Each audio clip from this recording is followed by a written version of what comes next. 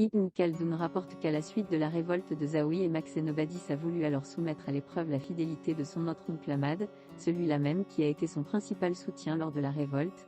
Badis l'invita donc à se dessaisir des gouvernements de Tigiste et Constantine.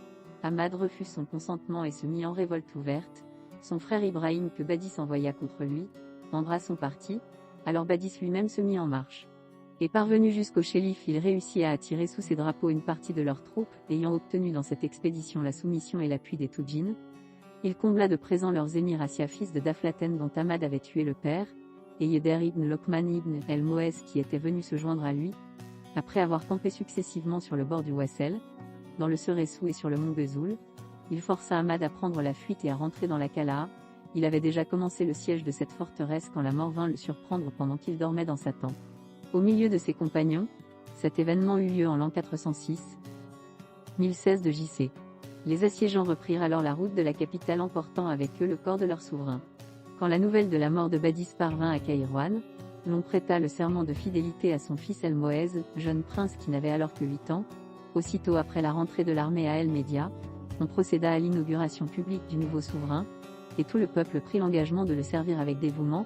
Ahmad, qui venait d'occuper El-Messila et Achir, et qui s'était préparé à soutenir la guerre, avait investi Bagaya quand il apprit qu'El-Moez marchait contre lui. Il leva aussitôt le siège de cette ville afin de livrer bataille au nouveau souverain, mais il essuya une telle défaite, dit l'historien, qu'il dut laisser son camp et son frère Ibrahim au pouvoir de l'ennemi.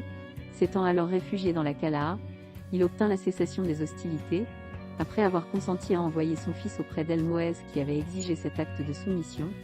Le vainqueur se porta alors jusqu'à Sétif et Kazantine, d'où il rentra dans sa capitale. Ce fut en l'an 408, 1017 à 18 de JC qu'El-Kaïd, fils de Ahmad, se présenta devant El-Moez et le pria de mettre un terme à cette guerre désastreuse. Un traité fut alors conclu par lequel Ahmad fut reconnu maître d'El-Messila, de Tobna, du Zabed-Achir, de Théart et de toutes les parties du Maghreb dont il pourrait effectuer la conquête, et Kaïd obtint pour lui-même le gouvernement de Tobna, d'El-Messila, de Magara, de Mersa et de Djaj, de Souk Hamza et du pays des Ouawa. Dès ce moment, les deux rivaux déposèrent les armes.